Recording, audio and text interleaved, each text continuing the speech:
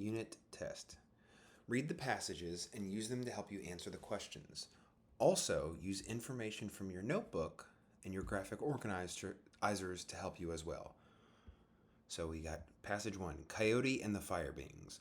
Long, long ago, the people of the earth had no fire to keep themselves warm. 3 powerful and terrible fire beings kept the fire on the summit of a distant mountain. In spring and summer, when the sun warmed the earth, the people thrived. But when winter arrived, they suffered. Year after year, the tribal leaders searched in vain for a solution.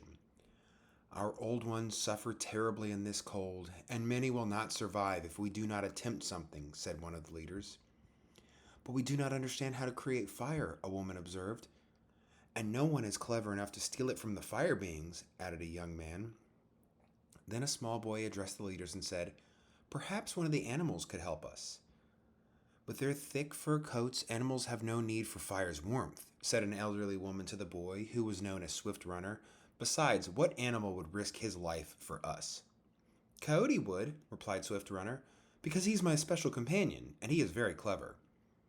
We know how clever he is, for even our finest hunters cannot catch him, said the woman. But what could we possibly offer him in return? Our promise that we will not hunt him any more, replied Swift Runner. There was a long silence as the leaders considered the boy's words.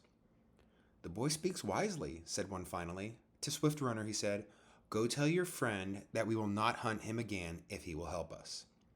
So Swift Runner hurried to the broad prairie where Coyote lived and called, Coyote, it is I, Swift Runner. Coyote appeared but stopped warily at some distance. Are you alone? Coyote asked. Yes, replied Swift Runner, and if you will assist my people, you will never have to fear us again. That is a tempting offer, said Coyote, but what do you want me to do? Help us to steal fire from the fire beings, said Swift Runner. Coyote's sharp eyes widened in surprise.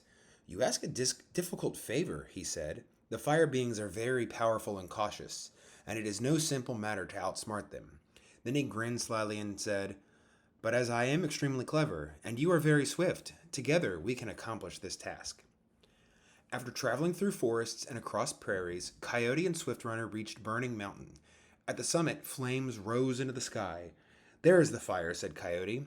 The fire beings guard it day and night. Stay here and be prepared to run as soon as you hear me coming. I will wait, said Swift Runner. Then Coyote vanished into the thick trees that flanked the mountain.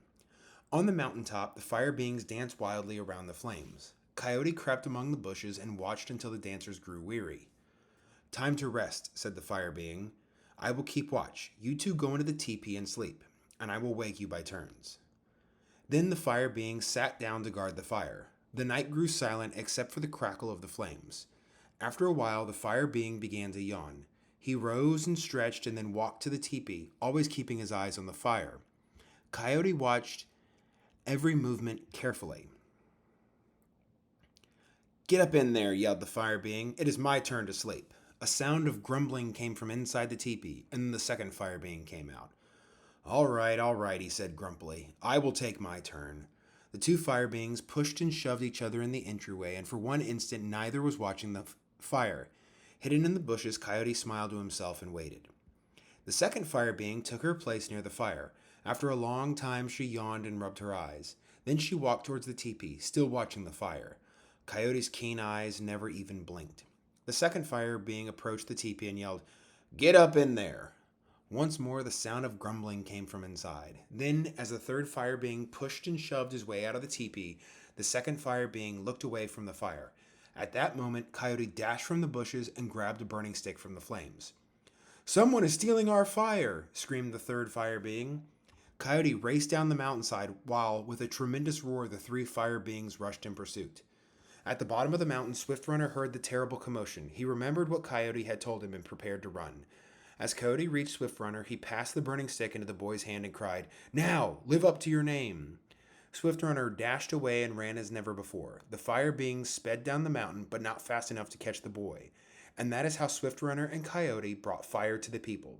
From that time on, the people kept warm in winter. Number 1. What is the problem in this story? Is it A, the tribe needs a way to keep warm in the winter? B, the hunters cannot find enough game in the forests? C. Animals are stealing the tribe's winter food supplies. D. The fire beings are threatening to take over the tribe. Number 2, it's an exposition question. Use your graphic organizer to assist you on this question. Where does the story take place? In a forest near a river? In a desert filled with wild animals? Swift Runner and Coyote? The old woman? The people on Earth? The fire beings? The tribal leaders? The first fire being? Or on a mountain guarded by fire beings? Who is the main protagonist? In a desert filled with wild animals? Swift Runner and Coyote? The old woman? People on Earth? Fire beings? Tribal leaders? First fire being on a mountain guarded by fire beings. And who acts as the main antagonist?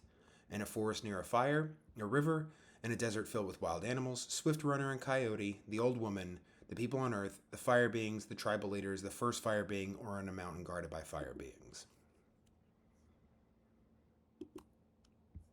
Number 3. When Coyote first appears in the story, he keeps a distance from Swift Runner because he A. wants the boy to play a game, B. hopes to avoid helping the boy, C. hasn't yet become friends with the boy, D. thinks the boy might have brought a hunter.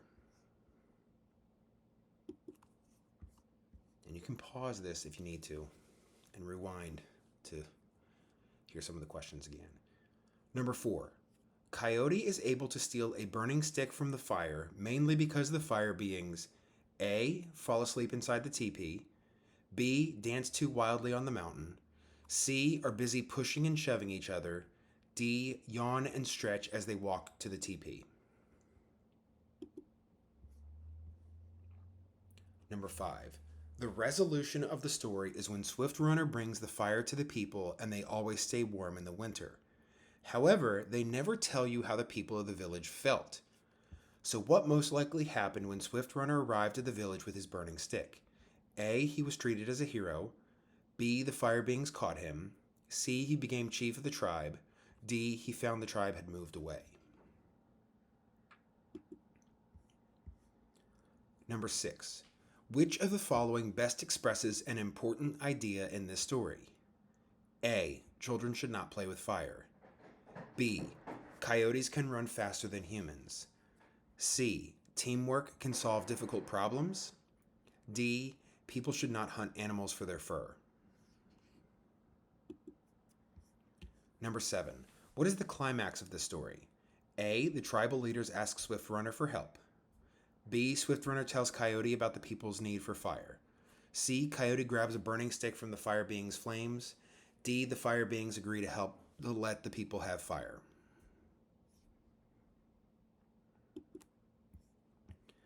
Number 8. Which event shows the following action?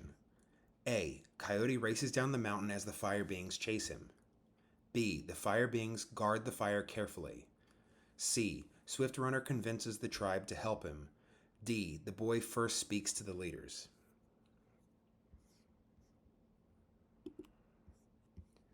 Number 9. How does the author's use of third-person point of view affect the reader's interpretation of the story? A. It allows the reader to understand only Swift Runner's thoughts. B. It helps the reader see the events from the fire being's point of view. C. It allows the reader to follow multiple characters' actions and understand the story's larger message. D. It makes the story seem more like a personal diary entry. Number 10. Which of the following represent internal conflicts and which represent external conflicts in the story? There are 2 answers in each category. So you have internal conflict on this side, external conflict on this side. So, is this an internal or an external conflict? Coyote debates whether he should risk his safety to help the people. The next one, is this internal or external? Swift Runner worries that no animal would be willing to help the people. This next one, is this one internal or external? The fire beings chase after Coyote when they realize he has stolen the fire. And this last one, is this internal or external? Our old ones suffer terribly in this cold and many will not survive.